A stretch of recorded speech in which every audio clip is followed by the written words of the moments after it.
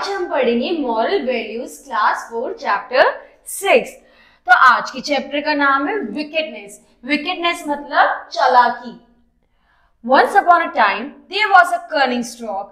He used to catch the fish in a particular tank. The stork always had a full meal. As the years went by, the stork grew older and weaker.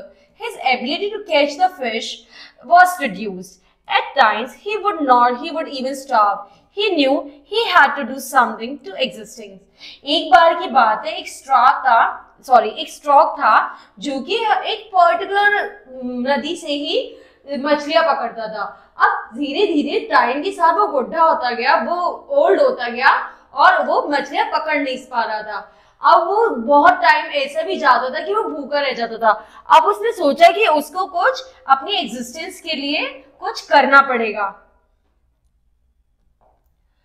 One day, he stood by the side of the tank with a very lonely look on his face. The frog, fish and calves wondered why he was not trying to catch any fish. A big calf asked, "Why are you so sad today?" तो वो जो ये एक बार की बात है, ये जो स्टॉक था ये पॉन्ड के पास बैठा और ये जो फिशेस, फ्रॉग, ये सब इसे देख के बड़े ही शॉक हो गए और अपने मन में सोचने लगे आज ही हमें पकड़ क्यों नहीं रहे हैं। तो वो उससे पूछे कि तुम्हें क्या हुआ, तुम इतना उदास क्यों हो। I am sad because all the fish in the tank are going to die and I will have to starve. वो कहता है कि मैं इसलिए दुखी हूँ क्योंकि यहाँ पे जितने पॉन्ड में जो फिशेस हैं वो एक दिन मर जाएंगे और मैं भूखा रह जाऊंगा। Replied the stork. He also said that he had heard that the people were going to fill the tank with mud and grow crops over it.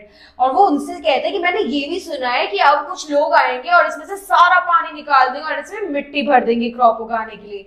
The fish were quite worried and asked the stork to help them. जो fishes होती है अब वो इस चीज को सुन के बहुत ही दुखी हो जाती है। स्टॉक से कहती है कि तुम भी हमारी मदद करो। The stork offered to take all of them to a bigger tank some distance away, but he said that he needed to rest between the trips because of his age. तो वो जो स्टॉक है वो कहता है सबसे हाँ ठीक है मैं तुम्हें दूसरी टैंक ले जाऊंगा और वो इससे भी बड़ा होगा, लेकिन क्योंकि मैं थोड़ा बुजुर्ग हो गया इसलिए मुझे थोड़ा टाइम लगेगा, मुझे बीच बीच में रेस्ट भी लेना है। He would only be able to carry a few fish at a time.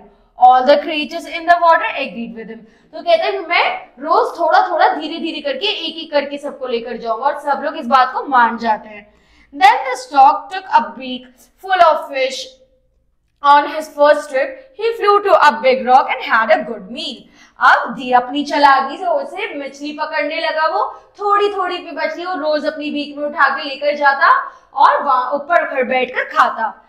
He rested for a while and when he was hungry, he took the second trip. In this way, he took a trip each time whenever he felt hungry. अब इस तरीके से वो रोज थोड़ी थोड़ी जो fishes है वो लेकर जाता जब भी वो भूखा होता और ऊपर चढ़ के खाने लगता। The big crab in the tank also wanted to save himself, so he requested the stork to take him with him too. The stork thought it was a good idea to try a new dish. He promised to take the crab on the next trip. अब यहाँ पे जो एक crab था वो भी बड़ा डरा हुआ था, उसे भी बचना था, तो वो कहता है कि इस बार प्लीज मुझे ले जाना। तो वो कहती है अपने मन में क्या सोचता है कि ये तो बहुत ही अच्छा है, कुछ नया हो जाएगा खाने को कि अब मैं कल इसे लेके जाऊंगा। After the stork flew up with him, the crab looked down to see what his new surrounding would be like. All he could see was a dry land. He cautioned the stork about this. अब जब वो जो crab था उसने देखा नीचे कि मेरे आसपास की सराउंडिंग कितनी सुंदर होगी, बट जैसे वो नीचे देखता है कि तो बड़ा सूखा है सब कुछ, तो वो उससे पूछता है the stork laughed कि ये सब क्या है, ये तो सब सूखा हुआ है। Stork laughed wickedly and pointed onto the rock below where the crab saw a heap of the fish bones. अब जो ये स्टॉक है वो हंसने लगता है और वो नीचे फिश बोन्स दिखाता है क्रैब को कि मैंने तुम सबका बुद्धू बनाया। The crab realized that he was to be the stork's next meal. So the crab dug his claws into the stork's neck and would not let go till the stork fell on the ground.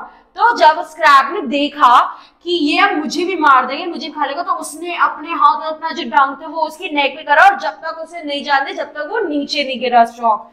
The crab then cut off the stork's head and returned home to show it to the other fish and share the story with the adventure.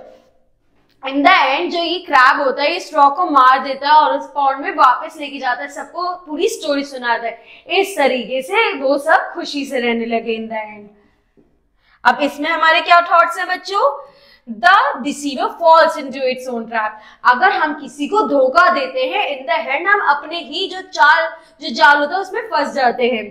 The wickedness is its own punishment. अगर हम किसी से चालाकी कर रहे हैं तो वो इन द एंड हमारे को ही पनिशमेंट मिलती है उससे।